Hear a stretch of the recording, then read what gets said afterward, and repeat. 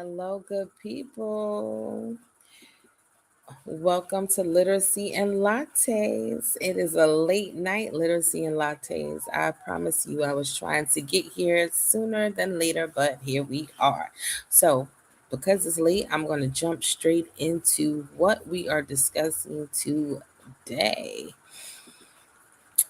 If you have looked at your homeschool planner, your curriculum, your calendar, or someone else's routine online and thought, we're already behind, this episode is for you. Because today, I want to say something really clear to you. You are not behind. You may be overwhelmed, you may be overplanned, you may be comparing your real home to somebody else's polished system, but that does not mean you are behind. It may simply mean that your plan needs to fit your actual life. So, tonight, we are going to talk about to build a homeschool plan that works for your real life, your real child, in your real home, your real schedule, and your real season. Welcome to Literacy and Lattes. So, I'm Ms. Robinson. I'm the founder of Reading for Smiles, where we help children read, learn, and thrive. This month, we are in the Architect Parent Reset. And last week, we talked about this truth. Nobody trained you to homeschool, and that is not your fault. Tonight, we are building on that because once you stop shaming yourself or feeling unqualified, the next question becomes, how do I build a plan that actually my family can meet with, right? Like, how do I make sure that this thing is aligned and fits with our real life? Not a perfect plan, not a Pinterest plan, not a plan that looks good but leaves everybody exhausted. And Sage is here with me tonight and at the learning table. So sorry, you guys, it's late, so I'm getting tongue tied. Sage, come on in. Thank you, Ms. Robinson. Families, tonight's conversation matters because so many parents think being behind means they failed. But often it's not a failure, it's a sign the plan may be too full or too rigid. A strong homeschool plan gives your family direction, but leaves room for real life. Kids get tired, parents get tired, and things take longer than expected. And that doesn't mean it's disastrous or you failed, Right. just that the plan needs breathing room. Yes. Let's give families something practical right away. When your homeschool plan feels too heavy, I want you to divide your day into three categories, okay? Must do, can do, bonus. I'm going to repeat it. Must do, can do, bonus.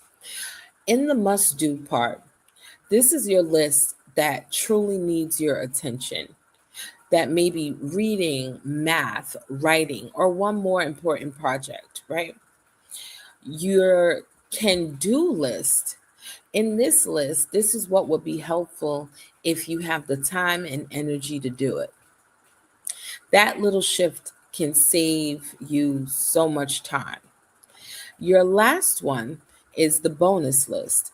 This is what would be nice, but doesn't carry too much guilt, and you can be done at a later time. And so when everything Mhm. is a must do, everybody feels behind. We don't want that at all for any of our families. So parents, start looking at it as these three categories and it'll give you some ease. Must do, can do, bonus. Now, because I want you to have this in your hands, today's freebie is the must do, can do bonus planner.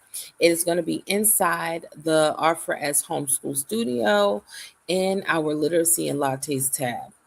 This is a simple planning sheet to help you decide what matters most, what can wait, and what is simply just extra. The goal is not to lower your expectations. The goal is to build a plan your family can actually follow. The link is in the description, and I will make sure it is pinned in the comments. Now, while you're here, please subscribe to Reading for Smiles so you can join us every Friday for Literacy and Lattes. Again, I know we are very late. It is already 1:30 a.m., but I am committed to making sure I show up for our families and for our friends that are coming into the homeschool space. So, no worries. Now, let's get into the coffee conversation of this segment. I want to really talk to you. Parents, listen to this. A lot of parents feel behind before the school year even begins. Okay? And they buy the curriculum, they print the planner, they look at the schedule, they see all the subjects, all the lessons, all the activities, all the books, all the things they want to do. And before they even get started, they feel like they're already losing. But sometimes the issue is not that you are behind. Sometimes the issue is that the plan was never built around your real life. And maybe you have multiple children. Maybe you are working. Maybe you are caring for family members. Maybe your child needs more time. Maybe your mornings don't move smoothly as you want them to. I know mines don't always go there, right? And so maybe your family learns better in the afternoon. Maybe what worked for another family does not work for yours. And all of that is okay. I need to be clear about that. All of that is okay because at the end of the day, you need to find your family's rhythm. You need to think of how your children um, what they can handle in the morning or in the afternoon or the weekends versus a weekday, right? All of that is okay. And that is because you are the architect. You are the architect. And architects do not just copy another building and hope that it becomes fine or that it's a fit. They look at the land, they look at the needs, they look at the people who will live there, they build with intention, right? And so that is what you're doing. You must build with intention. And so if you're watching this live or on the replay, I want you to answer this in the comments. What makes you feel behind in homeschooling? Is it the planner? Is it the curriculum? Is it reading? Is it math? Is it comparing yourself to other families? Is it trying to teach multiple ages? You can write one word, one sentence, or a short reflection. Let's name it so we can support it. Now we're going to transition into the learning table with Sage. Sage, bring us to the learning table. Why do so many families feel behind even when learning is actually happening? Absolutely. I think there are three common reasons. First, many families confuse a curriculum schedule with a child's learning pace. A book might say one lesson a day, but a child may need 2 days or a different approach. That's not failure, that's responsiveness. Second, parents often count unfinished pages faster than they count real learning. They see what didn't get done, but not the conversation in the car, the read aloud in the kitchen, the life skills that happen in real time. Third, comparison is sneaky. It's easy to compare your real day to someone else's highlights reel. But a flexible plan is not a weak plan, it's a living plan. So the reframe is this: you are not behind. You are building a rhythm that fits your real life. That is so important because when we talk about planning, I do not want families to think that planning means controlling every minute. A plan should guide you, right? It should not choke the life out of your home. And so a real life homeschool plan needs a few things. First, it needs the priorities. What matters in this season the most? For some families, the priority might be reading. Another family, it could be helping the child build their confidence in math. For another family, it may be rebuilding peace after a stressful year. For another family, it may just be consistency. Okay. That is something that I too myself had to get better with and still working on. I am let me see, a walking teachable moment. Okay. And so you cannot treat everything like the main thing. Second, a real life plan needs a rhythm. And a rhythm is different from a strict schedule. A schedule says at 9 o'clock we do this, at 9:30 we do that, at 10 o'clock we move here. That may work for some families, right? But a rhythm says first we gather, then we read, then we practice, then we take a break, then we come back, then we have lunch, and so forth. And so a rhythm gives direction without making you feel like the whole day is ruined if something takes longer, right? And third, a real life plan needs space. Children need space to ask questions, they need space to adjust. Families need space for life, right? If your plan has to go this route, if your plan has no room for someone to be sick, appointments, hard days, slow lessons, questions, movement, or review, then the plan may look pretty, but it may not actually be sustainable for a while or even usable.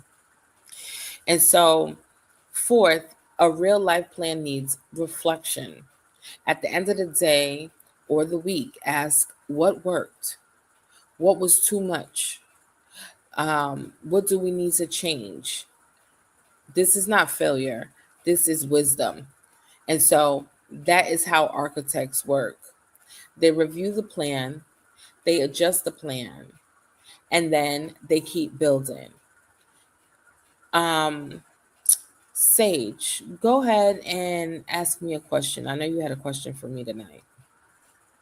From your experience, what would you say to a parent who bought the curriculum, started strong, and now feels behind because they're not on the suggested schedule? I would tell a parent to basically pause and breathe first. The curriculum is only a tool, and give yourself some flexibility. You have to look at the child who's actually in front of you. You have to know, are they understanding? Are they growing? Are they asking better questions? Are they building confidence? Are they able to apply to, what they are learning? Um, are they seeing it in real time? Because if your child needs more time, then you are not behind. You are being responsive. And sometimes we have to slow down to build stronger.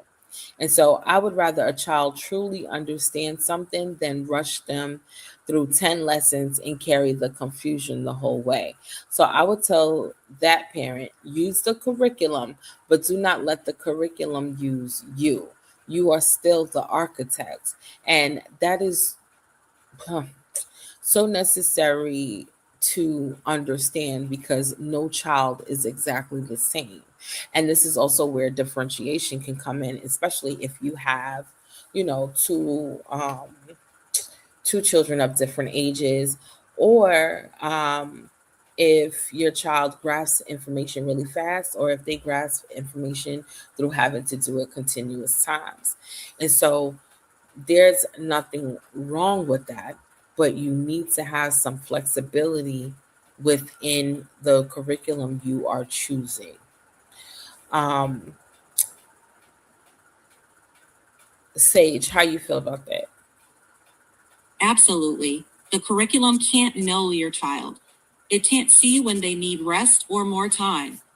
Your observation is the guide, not the printed schedule. Yeah, I feel like because we have what this idea of what learning may look like, and it's kind of sporadic based on who you have conversation with and what their exposure and level of access was. I feel like we need to give more grace. um we need to spend time really understanding how our child learns so that we can meet them where they are and teach them from that point. I brought up spatial intelligences in one of the previous episodes, and I will say that once you understand who your child is and what they're into and how they learn, then you need to look at curriculum that's going to also match that in some type of way. Um, you want to, I mean, if you're like me, I'm going to say if it's me, right? So, case in point, my son is, oh my God, in love with Spider Man, right? Like everything is about Spider Man. And so for us, I am using the superhero theme to, you know, help shape the atmosphere and keep him interested, because I feel like if we say that this is our learning headquarters, um, is going to hold him to his attention. It's going to find other ways for us to have discussions on different things that this character or what superheroes do and so forth. And I'm also saying that because one of my own skill sets is taking something and making it into learning content that addresses all the different areas, right? So, case in point, um, I think I could show you guys uh, this. So this was something that was left over from our superhero party. So I'm gonna take all the superhero party stuff and use it for homeschool. What I did with these, I cut them out, and then these are like fun task cards. So things such as tell me the third letter of the alphabet. Um, Tell me what letter is between A and C. How many um, how many toy cars do you need to go from this point to that point? So they're just different tasks that allows him to practice these skills that he needs to know for his age and to have fun with it as well. And so this is why I'm saying, when you are knowing your child and understanding, in the case of my son, he needs movement, me and my learning task cards work. It allows him to be free. It allows him to love the character that we're in. It allows him to practice. It allows for him to master these skills because, again, we're going for mastery. And when you're able to do that, it's like taking a whole lot off of a weight off your shoulders.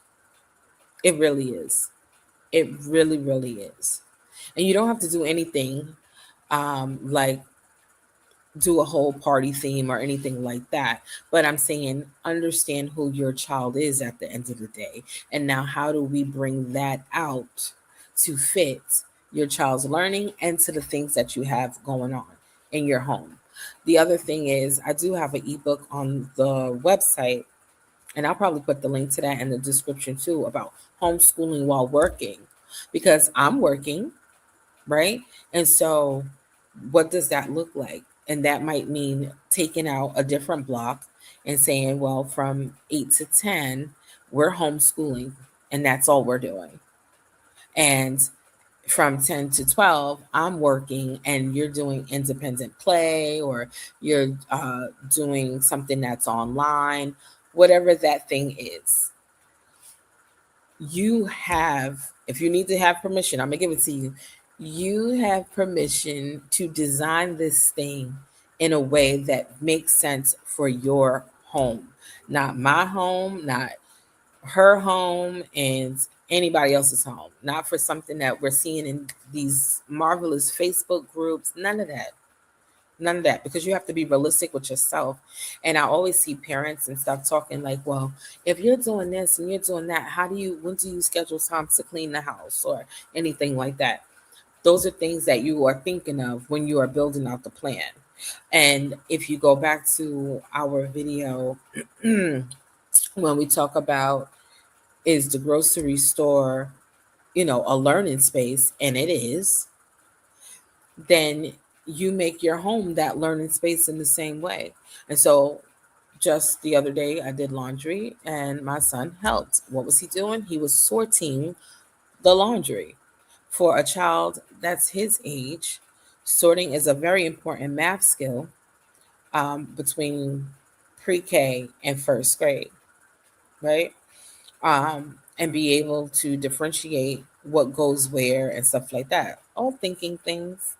However, it wasn't part of my homeschool block with him, but it is a skill Mhm. that's necessary. And so I just want people to keep that in mind. Go ahead, Sage.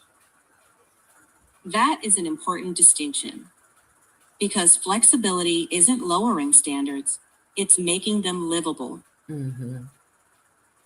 Mm-hmm. And so, Sage, what is the one line parents should carry from tonight? Here it is. You are not behind. You are building a rhythm that fits your real life. I love it. This leads us into tonight's architect parent moment. Here is the mindset shift. Stop asking, how do I catch up? Start asking, what matters most right now?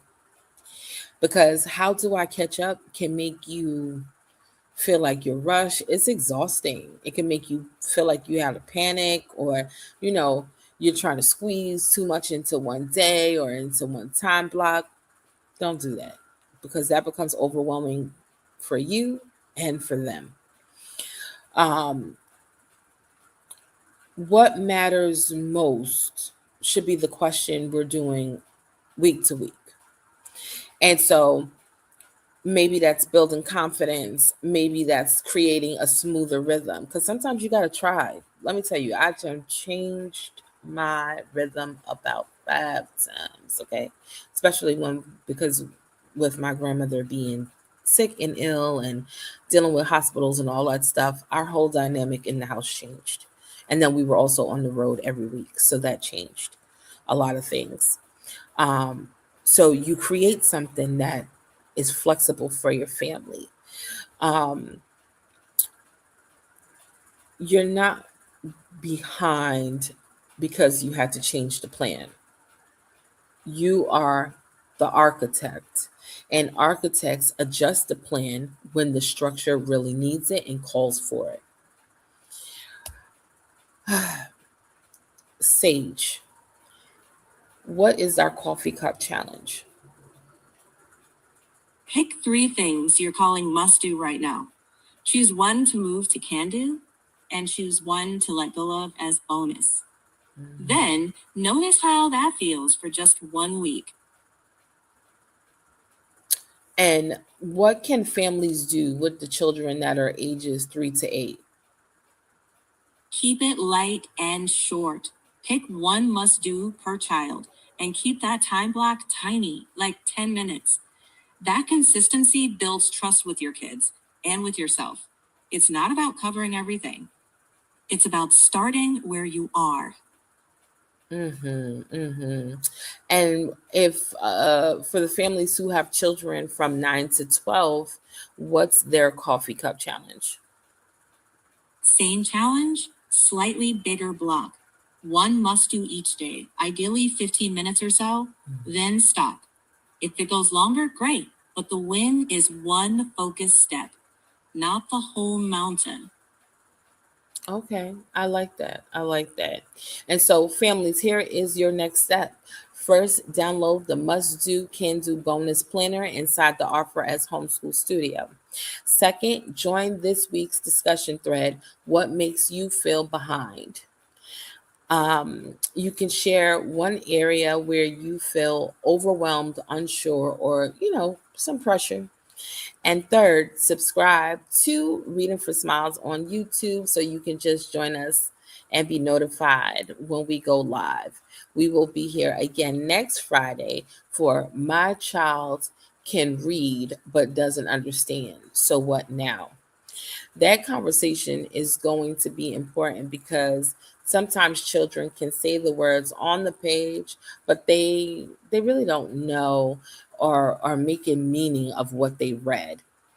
um and so we're going to talk about that next week, but for tonight I want you to remember this: you are not behind, you are building. You are building a rhythm, you are building confidence, you are building understanding. You are building a home where learning can grow. And at Reading for Smiles, we help children read, learn, and thrive. I'll see you guys next Friday. I hope you enjoyed.